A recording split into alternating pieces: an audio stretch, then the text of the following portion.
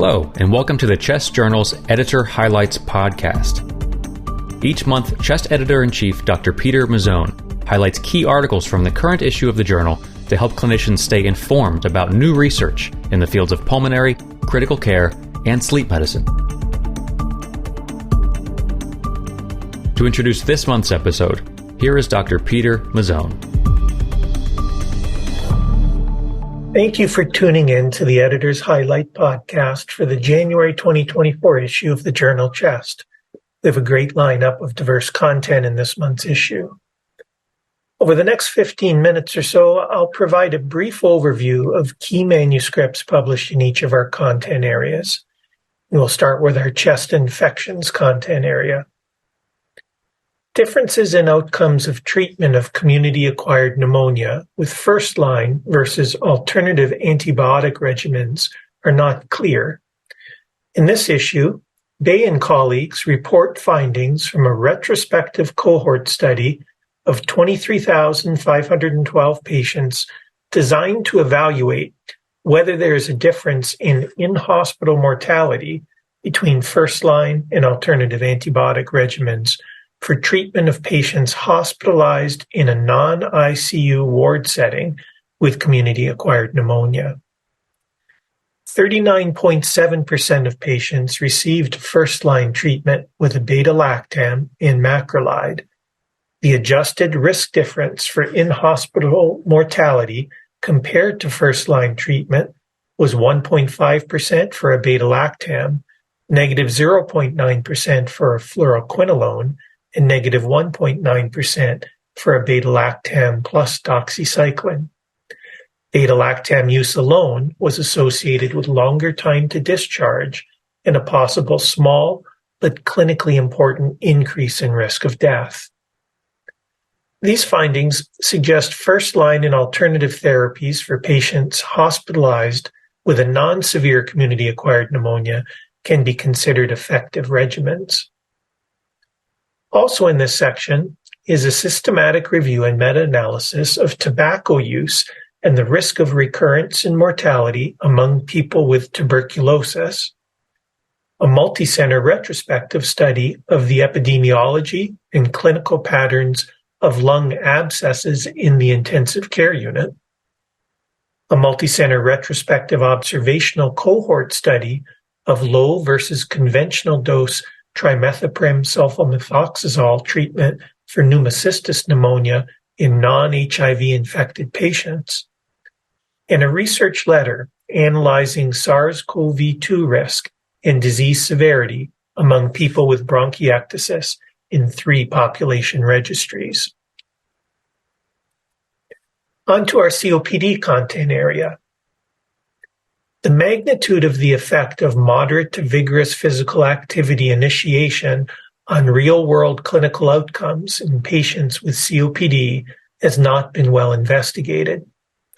In this issue, Kim and colleagues report findings of an emulated target trial using nationwide cohort data designed to evaluate whether there is an association between regular moderate to vigorous physical activity initiation following a COPD diagnosis and mortality. Among 110,000 person trials included in the study, 25% had moderate to vigorous physical activity increases. The adjusted hazard ratio of all-cause mortality for the increased physical activity group was 0.84, and of severe exacerbation was 0.90. Those most likely to have improved outcomes were patients older than 65 years, female patients, those who had never smoked, and patients with a higher Charlson Comorbidity Index score. These results suggest that initiation of moderate to vigorous physical activity can potentially reduce mortality and severe exacerbations in patients with COPD. Next is our critical care content area. There is limited data regarding the prognostic role of cardiogenic shock onset and the timing of hospital admission. In this issue, Baines and colleagues report findings from a consecutive series of 273 patients with cardiogenic shock designed to determine whether the timing of cardiogenic shock occurrence and the hospital admission time affect the risk of 30-day all-cause mortality. Cardiogenic shock onset during hospitalization was not associated with increased risk of all-cause mortality, except when related to an acute MI. Off-hours admission was associated with improved risk of all-cause mortality. These findings suggest similar mortality for patients admitted with cardiogenic shock and those who develop cardiogenic shock during their hospital stay, and improved mortality in those admitted outside of regular hours. Also in this section is a report of the Minnesota Medical Operations Coordination Center, a COVID-19 statewide response, and a research letter that evaluated the association between Paxlovid and mortality in critically ill COVID-19 patients receiving invasive mechanical ventilation. Onto our diffuse lung disease content area. The prevalence, clinical characteristics, and survival of those with systemic sclerosis-related interstitial lung disease and pulmonary arterial hypertension alone or in combination is not known. In this issue, Moinzadeh and colleagues report findings of a cohort study of the German Network for Systemic Sclerosis, designed to determine the effect on survival of systemic sclerosis-associated interstitial lung disease with or without pulmonary hypertension. Data from 3,257 patients with a mean follow-up time of 3.5 years was included. Interstitial lung disease was present in 34.5%, and interstitial lung disease without pulmonary hypertension in 4.5% at baseline. At the end of follow-up, interstitial lung disease was present in 47.6%, interstitial lung disease with pulmonary hypertension in 15.2%, and pulmonary arterial hypertension alone in 6.5%. Interstitial lung disease was present more often in the diffuse cutaneous form of systemic sclerosis.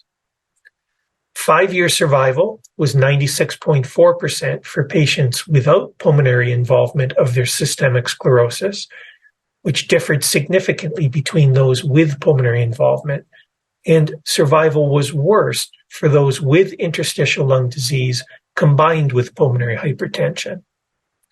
Female sex, higher BMI, and a higher diffusing capacity were associated with lower mortality risk. These findings identify interstitial lung disease as the most prevalent form of pulmonary involvement in systemic sclerosis, and interstitial lung disease with pulmonary hypertension as the most detrimental to survival.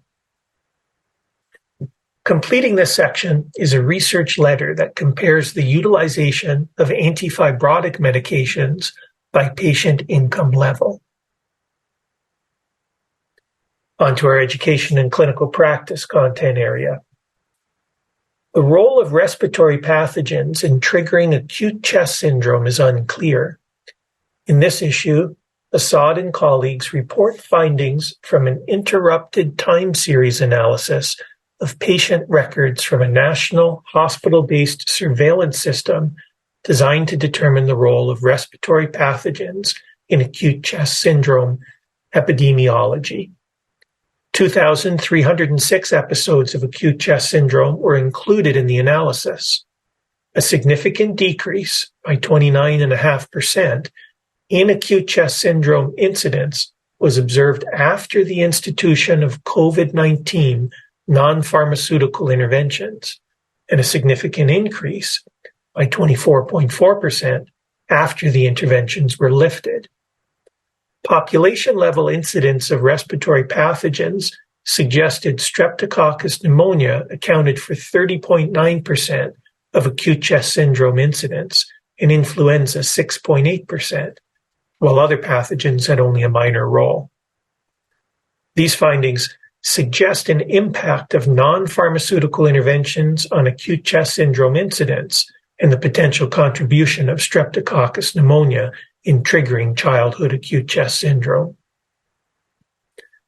Also in this section is an original research article that reports the validation of a quality of life survey to predict the need for intervention in patients with idiopathic subglottic stenosis, and a research letter describing the arithmetic behind the updated definition of a positive bronchodilator response. Our pulmonary vascular content area is next. Cutoff values to identify the estimated 1-year mortality risk of pulmonary hypertension patients with cardiac magnetic resonance imaging require external validation. In this issue, Salant and colleagues analyzed data from treatment-naive patients with pulmonary arterial hypertension to determine the discriminative prognostic properties of the current cardiac magnetic resonance risk thresholds. 172 patients with cardiac magnetic resonance imaging were included, 11% of whom were classified as low risk, 45% as intermediate risk, and 44% as high risk. Poor survival discrimination was seen between risk groups at baseline, with better survival discrimination noted at first reassessment. These results suggest the recent proposed cardiac magnetic resonance imaging cutoffs may require adjustment to emphasize the importance of individual treatment response. Completing this section is a How I Do It review about implementing a pediatric pulmonary embolism response team. Now, our sleep medicine content area. There is uncertainty about the impact of obstructive sleep apnea and its phenotypes on cardiovascular disease. In this issue, De Miranda and colleagues report findings from a prospective, community-based cohort of 1,956 individuals designed to determine if obstructive sleep apnea and clinical features such as daytime sleepiness are associated with incident subclinical coronary atherosclerosis. A significant association between obstructive sleep apnea and incidence of subclinical atherosclerosis was noted, with an odds ratio of 1.26. Stronger effects were noted among those with excessive daytime sleepiness, with an odds ratio of 1.66. Coronary artery calcium progression showed a positive correlation for both obstructive sleep apnea and obstructive sleep apnea with excessive daytime sleepiness. These findings suggest obstructive sleep apnea, particularly with excessive daytime sleepiness, predicts incident and progressive coronary artery calcification. Next is our thoracic oncology content area. The relationship between metabolic syndrome and lung cancer remains controversial. In this issue, Lee and colleagues report findings from a population-based prospective cohort study of over 330,000 participants, 77,173 with a diagnosis of metabolic syndrome, designed to evaluate the association of metabolic syndrome with the risk of lung cancer.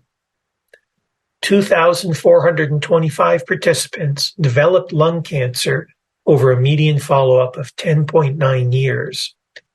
The hazard ratios of metabolic syndrome were 1.21 for overall risk of lung cancer, 1.28 for adenocarcinoma, and 1.16 for squamous cell carcinoma.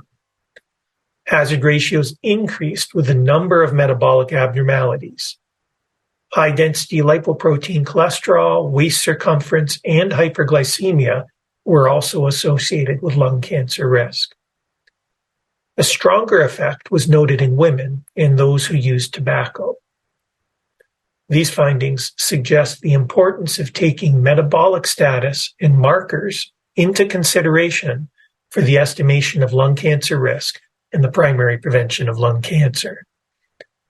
Completing this section is a research letter describing the impact of diabetes on lung cancer screening efficacy in the National Lung Screening Trial. I encourage you to read our Humanities and Chest Medicine section, where you'll find a research letter evaluating disparities in the pre-lung transplant process for rural patients at a non-transplant center, and a Vantage article titled Playing Not to Lose. Finally, please review our case series publications for the month, which provide novel and educational cases to help improve your clinical skills. I hope you enjoy reading all of the high-quality content available in this month's issue of Chest. As always, I am very grateful to the authors of this work and reviewers who volunteer their time to improve the quality of these manuscripts, and to our editorial board for guiding everything that we do. Until next month, I hope you enjoy the January issue. Thanks for listening to the Chest Journal's Editor Highlights podcast. You can find the articles mentioned in this podcast and more on chestjournal.org. And if you're looking for more context and commentary on articles in the current issue, please check out the original Chest Journal podcast, which features in-depth discussions with the authors themselves. We'll be back again with more Editor's Highlights next month.